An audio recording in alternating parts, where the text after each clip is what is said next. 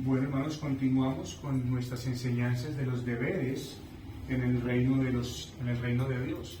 Y estamos hablando, en este momento, estamos hablando de nuestros deberes para ¿con qué? Para con la iglesia de Cristo. Así que es un grande privilegio pertenecer, como el hermano nos enseñaba el día domingo, es un gran privilegio pertenecer al cristianismo. Es un gran privilegio ser parte del pueblo de Dios. Pero, así como es un privilegio grande, tenemos unos deberes para con este bendito reino y para con este lugar en el cual el Señor nos puso. Así que, para cumplir con nuestro deber, con la iglesia del Señor Jesucristo, el primer deber, que parece muy obvio, pero que es obligatorio, ¿es cuál?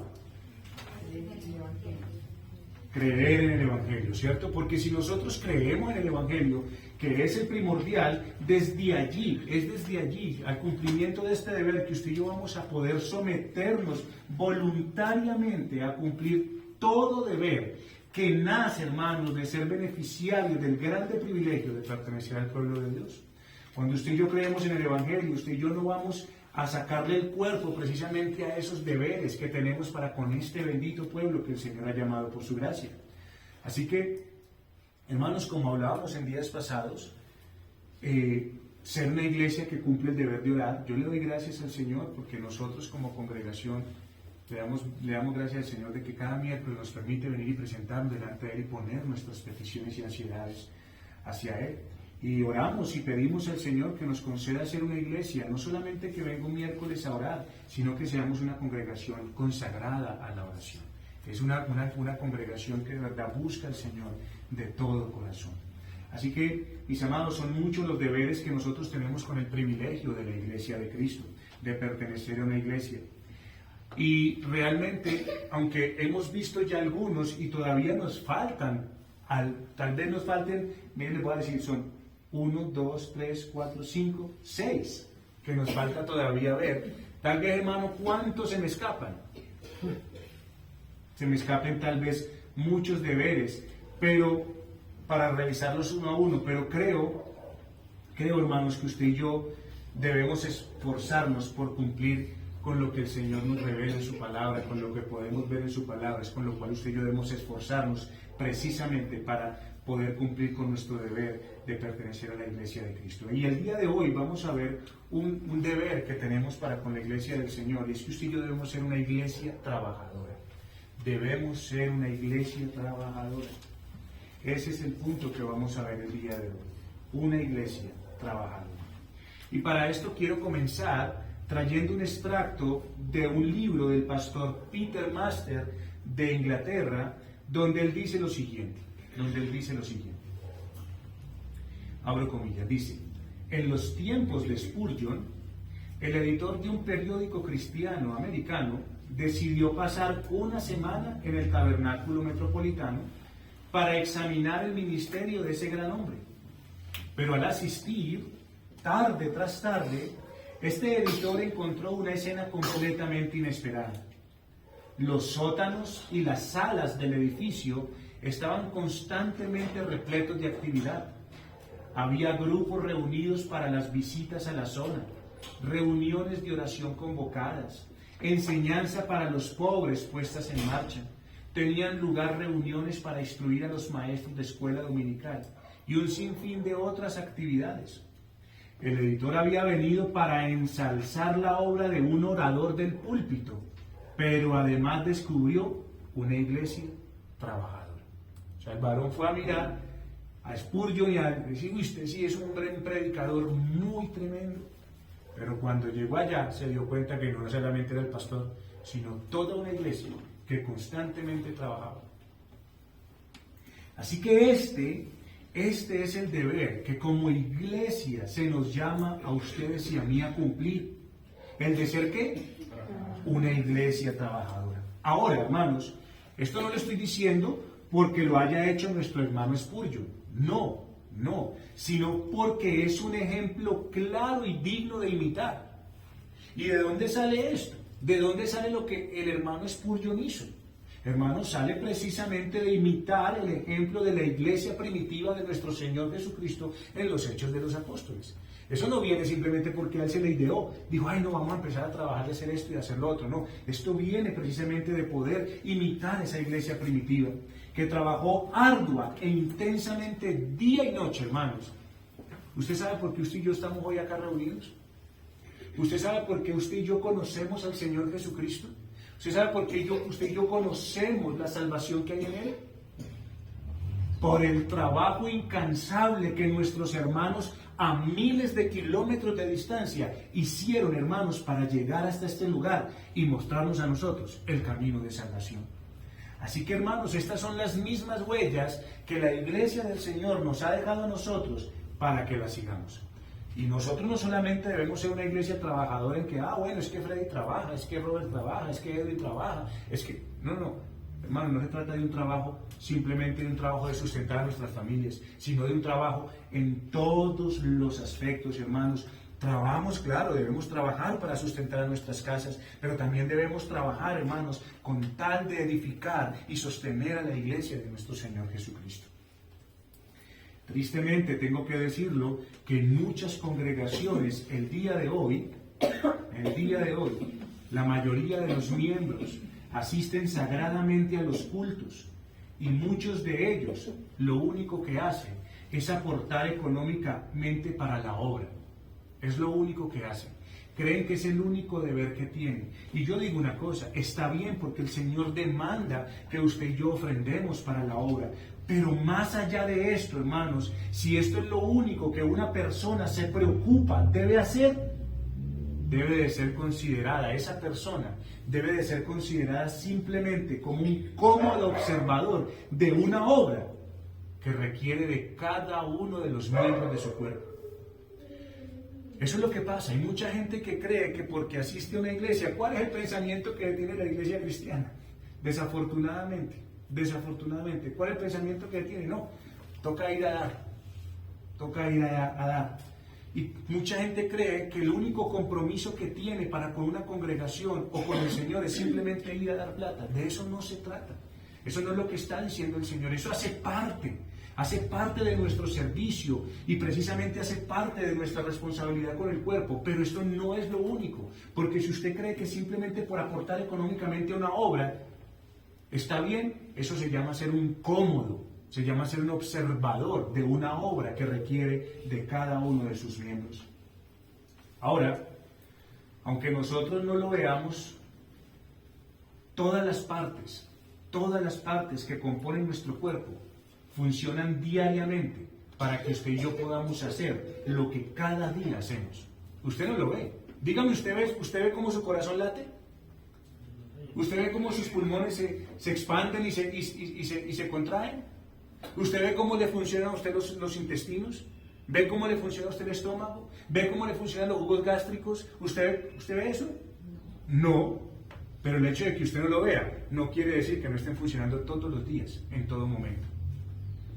Todo lo que compone nuestro cuerpo, lo necesitamos, aunque usted y yo no lo veamos, hermanos, para que podamos hacer todo lo que hacemos en un día. Así que quiero que imaginemos, si alguno de nuestros órganos, los que nos componen, llegaran a quedar en reposo. Piense si sus pulmones se quedaran en reposo. Piense, Mónica. Piense si sus pulmones se quedaran en reposo. Piense si sus pulmones dijeran, ya respiré 4 veces, no lo hago más.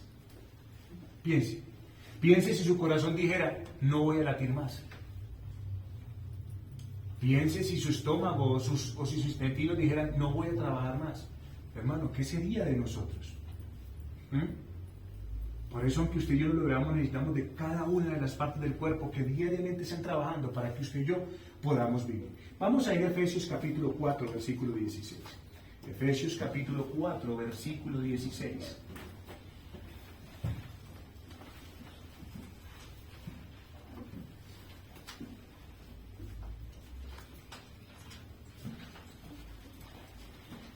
Efesios capítulo 4, versículo 16 nos dice a nosotros lo siguiente.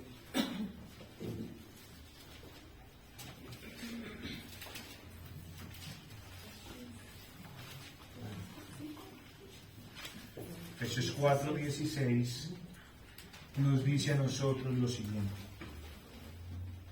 de quien todo el cuerpo, bien concertado, ¿qué? Y unido entre sí por todas las coyunturas que se ayudan mutuamente, según la actividad propia de cada miembro, recibe su crecimiento para ir edificándose, ¿qué? En amor. Así que, una vez más, hermanos, la Escritura nos muestra a nosotros que el deber que tenemos como iglesia es el que usted y yo nos persuadamos unos a otros, hermanos, que usted y yo estemos recordándonos y edificándonos unos a otros, hermano. La primera labor y la labor que tiene la iglesia, hermano, no solamente está en el aspecto externo, sino en el aspecto interno. Y lo que usted y yo debemos hacer, hermanos, es que todo el cuerpo bien concertado y unido entre sí, ¿qué debe de hacer? Debemos persuadirnos que Dios, el Dios del cielo, el Dios dueño de la iglesia, el Señor Jesucristo, que es el dueño de la iglesia, que puede llegar a hacer las cosas como quiera, que Él puede llevar a cabo sus propósitos con o sin nosotros. ¿O será que Dios necesita siempre de nosotros? Dios puede hacer las cosas con o sin nosotros, pero ¿sabe qué es lo que usted y yo necesitamos recordarnos en todo tiempo como iglesia? Debemos recordarnos, hermanos, que aunque Dios pueda hacer las cosas como Él quiere, sin necesidad de nadie, Él decidió algo. ¿Qué decidió Dios? Dios decidió, en su plan eterno, sabio y perfecto, utilizar instrumentos humanos para llevarlos a cabo. Eso es lo que usted y yo tenemos que recordarnos siempre. Porque a veces sí, Dios hará, Dios proveerá, Dios una cosa. Entonces, pero por ejemplo, pensemos si el hermano Edwin tiene una necesidad. Entonces el hermano Edwin dice que tiene una necesidad y entonces yo le digo, oh hermano, el Señor proveerá. ¿A quién puso Dios? A este que escuchó. Y si puedo suplir la necesidad de mi hermano, ¿qué debo de hacerlo? ¿Qué debo hacer? Suplirla. ¿No es la verdad? ¿A quién puso Dios? A mí.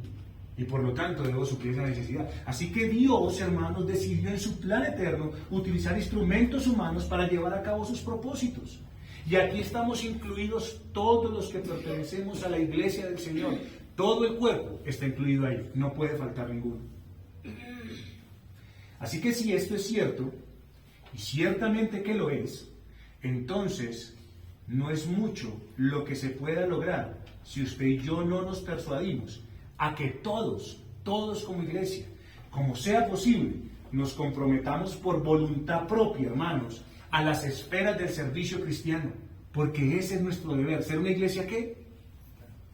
Trabajadora, exactamente. Ese es nuestro deber, hermanos. Esforzarnos, animarnos, llamarnos, hermanos, a las buenas obras, porque eso es lo que la Biblia a nosotros nos llama. Así que según el pasaje que acabamos de leer, podemos sacar de allí, de ese pasaje de Efesios capítulo 4, versículo 16, podemos sacar algo que está implícito, pero también explícito. Y quiero que primero veamos lo que está explícito, lo que nos muestra claramente a nosotros este pasaje. ¿Y qué nos dice este pasaje? Que los instrumentos que Dios en su soberanía escogió, unidos y ayudándose mutuamente según la actividad que se le dio, van a crecer edificándose en amor. Eso es lo que podemos ver ahí. No le vamos a sacar más enseñanza a esto. Pero lo implícito es lo siguiente. Dios nos dice a nosotros que los miembros unidos, concertados, se ayudan y crecerán edificándose en amor. ¿Qué es lo implícito? ¿Qué podemos sacar nosotros de este pasaje implícitamente, aunque no lo estemos leyendo allí? Podemos decir entonces que si estos instrumentos no prestan un servicio cristiano, ¿qué va a pasar? ¿Qué va a pasar si no prestamos un servicio cristiano? ¿Qué va a pasar si estos instrumentos no cumplen con su labor?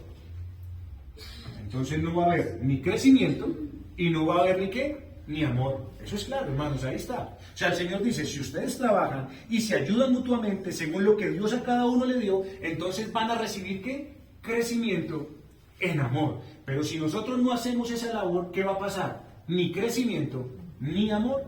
Por eso es la necesidad de que usted y yo tratemos con estas cosas. Porque con simples palabras, lo que yo le estoy diciendo no parece serio. No parece muy serio lo que yo le estoy diciendo con estas palabras, pero realmente lo es. Porque si estos instrumentos escogidos por Dios no cumplen su deber, ¿qué va a pasar? Esto va a llevar a la negligencia. Y esto va a llevar a una negligencia colectiva. Y esto conlleva a la larga a un pueblo egoísta, preocupado de sí mismo, espiritualmente frustrado. Y al final cualquier cosa que haga, lo hará en los aspectos seculares de la vida. Se va a dedicar más bien a trabajar más, enfocándose solamente a sus necesidades temporales y no va a prestar ningún cuidado a las espirituales. Recuerde, mire, si usted y yo... ¿Por qué le digo que esto es importante? Porque mire lo que acabamos de leer de Oseas. ¿Qué acabamos de leer de Oseas? Que el Señor les dio. ¿Y qué hicieron ellos? Para sí mismos. ¿Qué se volvieron? Egoístas.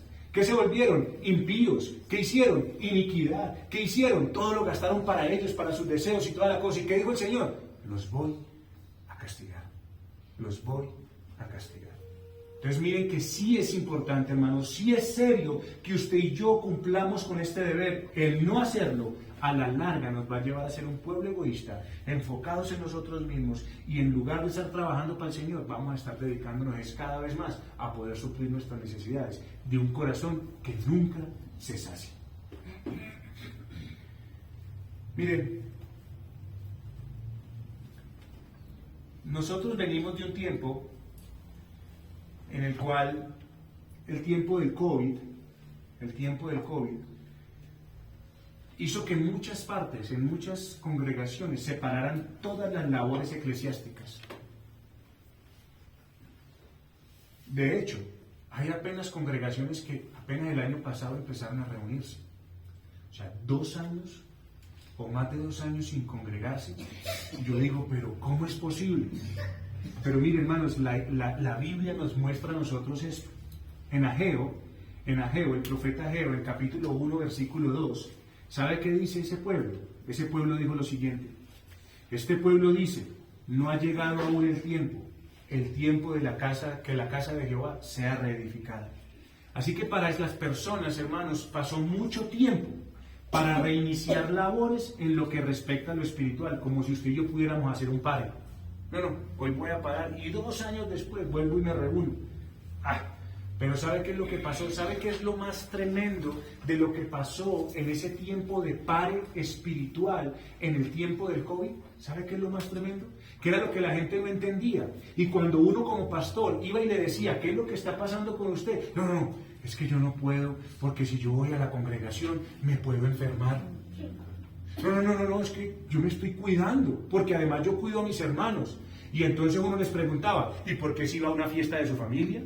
¿Por qué si va a trabajar? ¿Por qué eso sí lo hace puntualito? ¿Por qué si va por allá a un restaurante? O sea, la vida familiar, laboral, social, siguieron activas. Pero ir a la iglesia, no, tengo que cuidar. Pues yo cuido mucho a mi familia y cuido mucho a mis hermanos. Están olvidados de Dios, exactamente. Así que, ¿qué se llama eso? ¿Qué se llama eso? Se llama hipocresía. Porque ¿cuándo nos ha dicho a nosotros Dios que nos tomemos un descanso?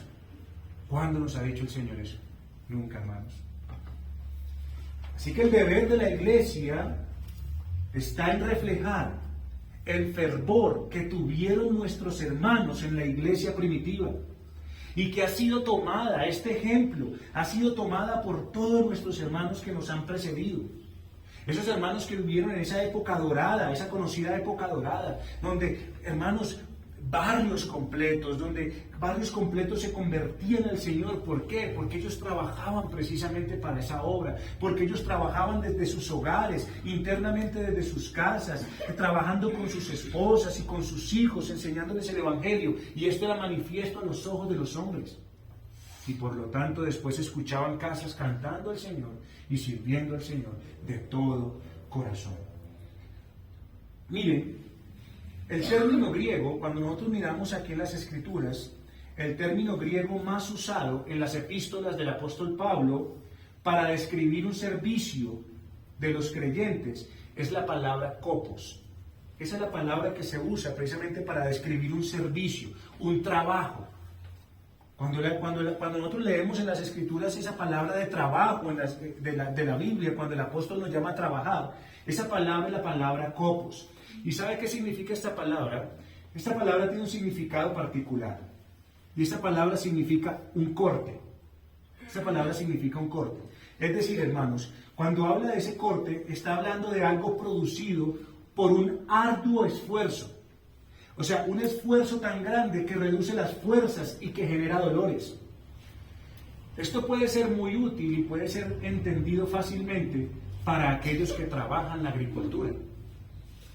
Para aquellos que trabajan la agricultura. Es decir, cuando se habla de este trabajo en la Biblia, del trabajo que debe hacer la iglesia, este trabajo está haciendo referencia a trabajos manuales, a trabajos que eran pesados y que se hacían bajo las inclemencias del clima. Era un trabajo agotador e intenso. Entonces, el que ha trabajado aquí el campo conoce lo que es la labor. Conoce lo que es que se le partan las manos, que se le corten las manos, que le duelan las manos de arar, de tal vez echar machete, de recoger. Ese es el trabajo que está diciendo la Biblia. Por eso, hermanos, ese trabajo que hace el agricultor, prácticamente el Señor, porque el Señor no se niega a sí mismo, hace que el obrero, hace que el agricultor pueda ver el fruto de su trabajo. Sí, yo sé que hay cosechas que se pierden, sí, claro que sí, pero son más las que salen, porque el Señor permite que el agricultor pueda ver el fruto de su trabajo después de que se cuarteó, después de que se quemó, después de que se cansó, después de todas esas cosas. Él permite que vea el fruto de su trabajo, y esto es precisamente lo que la Biblia nos está diciendo a nosotros que debemos hacer. Por eso, realmente es serio que usted y yo prestemos atención al deber de ser una iglesia trabajadora. Debido a lo que nos dice el apóstol Pablo en el capítulo 1 de Corintios, la primera carta a los Corintios, capítulo 15, versículo 58.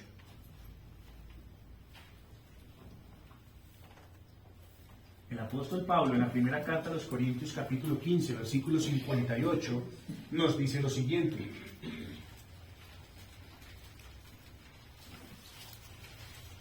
Nos dice: así que, hermanos míos amados, estad firmes y constantes, creciendo en la obra del Señor siempre, sabiendo que vuestro trabajo en el Señor no es en vano. Ahora, usted me podrá decir: bueno, pastor, pero ¿qué es lo serio aquí?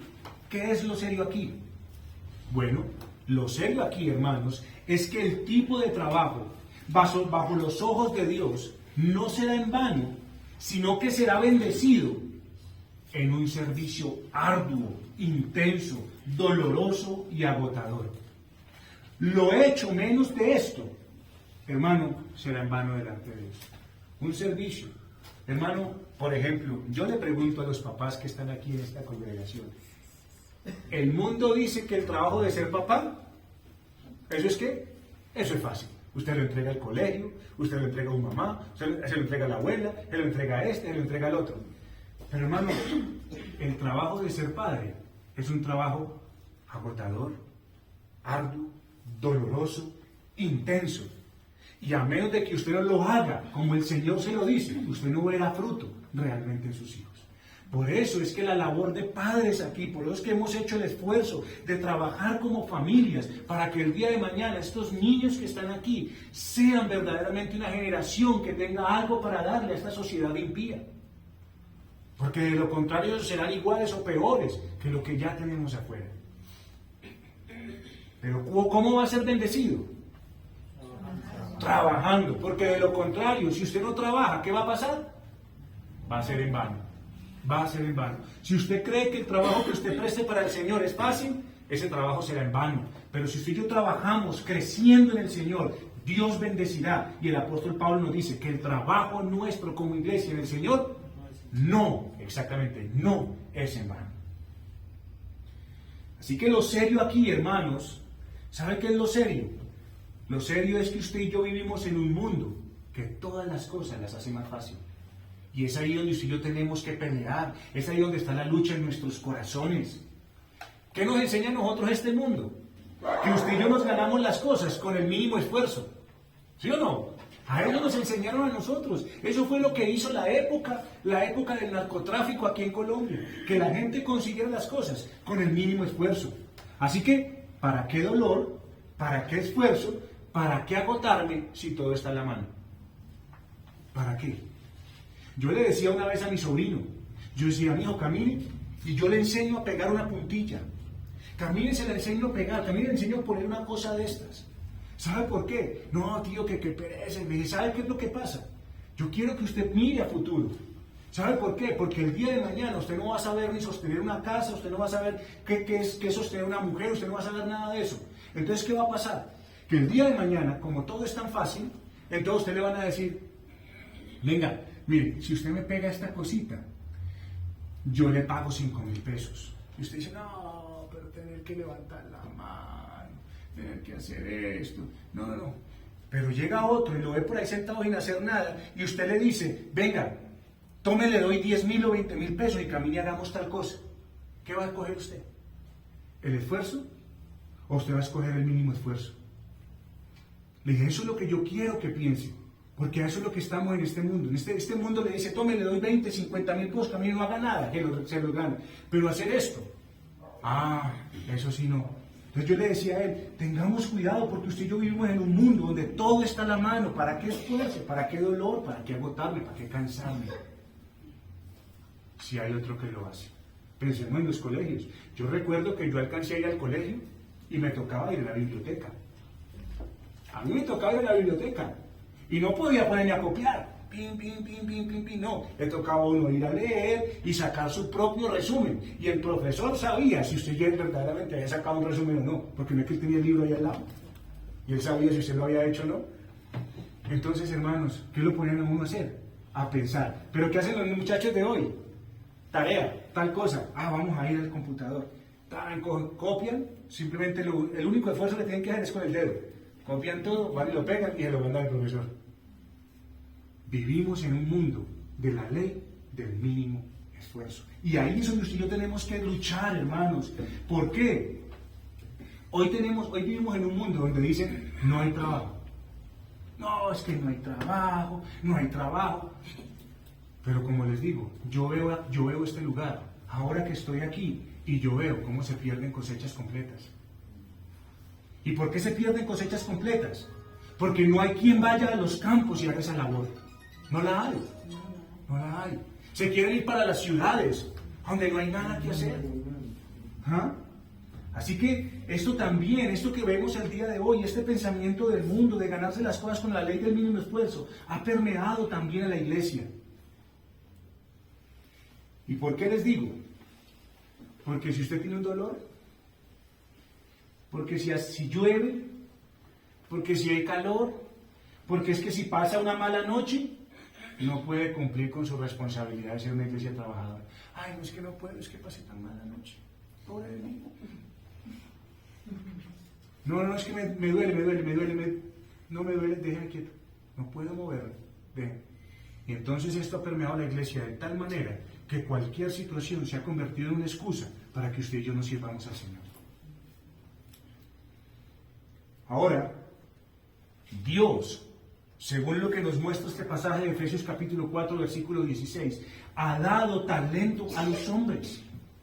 Cada parte del cuerpo, hermano. Lo que pasa es que a nosotros nos enseñó la medicina y la ciencia, nos enseñó que hay partes de nuestro cuerpo que no sirven, que se pueden sacar porque no sirve. Si Dios la puso ahí, es porque sirve. Y Dios no ha hecho nada malo. Que de pronto usted pueda seguir funcionando sin eso, eso es otra cosa. Pero que no sirva, nunca. Así que Dios, cada parte de nuestro cuerpo, usted ha tratado, yo quisiera que usted en estos días hiciera el ejercicio. Usted ha tratado de amárrese este dedo y trate de hacer las cosas solamente con estos. O amárrese este y trate de coger algo. Trate de coger algo pesado con esto, mire cómo es difícil, mire. Trate de haga ese ejercicio para que usted entienda lo que el Señor le está enseñando. Amárrese este dedo, amárreselo. y empiece a tratar de hacer las labores del día con este dedo amarrado. A ver si va a poder cumplir con sus labores normales. Va a ser muy difícil. Bueno, hermanos, el Señor a cada parte del cuerpo le dio una función y por lo tanto, hermanos, en cada una de las cosas necesitamos buscar cómo a través de lo que el Señor nos ha dado, hermano, podamos prestar un servicio. Mire, nuestros hermanos de antaño no estudiaron lo que tal vez ellos querían. No, ¿y ahora qué estudiamos? ¿Estudiamos la carrera que más plata de ahorita? No, hermanos, nuestros hermanos estudiaban enfermería o hacían alguna cosa. ¿Saben por qué? Aunque no les gustara o tal vez no fuera lo que la gente les decía. ¿Saben por qué? Con tal de prestar un servicio al Señor. Ese era el enfoque. Prestar un servicio en esta tierra. Personas que se han esforzado de tal manera que han prestado un servicio a la humanidad. Eso es lo que usted y yo deberíamos pensar, precisamente eso. Piensa en este mundo. Piensa en el mundo, hermano. Piensa en en el mundo en el cual estamos, donde Dios le ha dado talento a la gente y la gente de verdad le ha sacado fruto y jugo a este talento y aún así ha dejado grandes aportes para usted y para mí el día de hoy. Si eso ha hecho el mundo, ¿cuánto debería entonces hacerlo la iglesia? A la cual Dios le ha dado talento. Mire, Romanos capítulo 12, versículo 6. Romanos 12, 6 dice lo siguiente. De manera que, teniendo diferentes dones, según la gracia que nos es dada, si el de profecía, úsese conforme a la medida de fe, o si el de servicio, en servir, o el que enseña, en la enseñanza, el que exhorta en la exhortación, el que reparte con liberalidad, el que preside con solicitud, el que hace misericordia con alegría. Esto queda por hecho, que la iglesia de Dios, si el Señor le dio talentos a los hombres y el mundo ha sacado ha sacado fruto de esos talentos, hermano, esto da por hecho de que la iglesia tiene diferentes dones para servicio, para servir. Ahora, la pregunta es, hermano, ¿qué le ha dado el Señor a usted para que usted pueda edificar, para que usted pueda crecer juntamente con la iglesia en amor? ¿Qué puede hacer usted por aquellos que están a su alrededor, a sus familias, a sus vecinos? ¿Qué puede hacer usted de que en verdad les sirva para que conozcan al Señor? Piense cómo lo que usted tiene puede ser beneficio para el reino, para que otros vengan a este conocimiento salvador. ¿De qué manera podemos usar lo que sabemos para abrir puertas? ¿De qué manera podemos usar el conocimiento de los muchachos aquí, de panadería, de repostería, de todas esas cosas, de las mujeres aquí, de costura, de todas esas cosas? ¿Qué podemos hacer con eso que Dios nos ha dado para hacerle un servicio a esta tierra?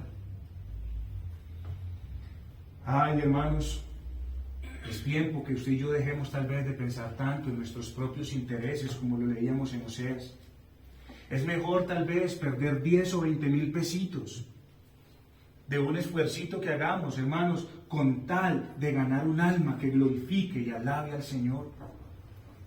¿Sabe por qué? Porque tal vez usted y yo dejemos de trabajar 1 o 2 horas y de pronto eso nos represente perder 10, 20 mil o 30 mil pesos, no lo sé. Pero hermanos, si usted y yo con ese tiempo podemos ganar un alma para el Señor, ¿sabe qué dicen los salmos? Que esa alma, ni siquiera con todas las riquezas de este mundo, podría comprarse. Así que el trabajo en la iglesia no recae solamente sobre los pastores. El trabajo de la iglesia no recae solamente sobre los misioneros. Usted y yo hacemos parte de ese cuerpo. Y usted y yo, todos los que estamos aquí, daremos un día cuenta delante del Señor. Así que recuerde que el Señor a uno le dio 5, a otro le dio ¿qué? 2, y a otro le dio ¿qué? 1. Y a todos les dio conforme a su capacidad.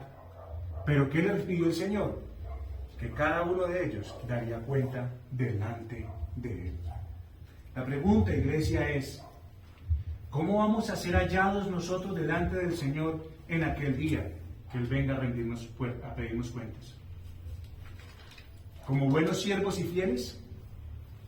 Porque esa parábola de los talentos está en que buen siervo y qué, y fiel, o qué, siervo malo y negligente.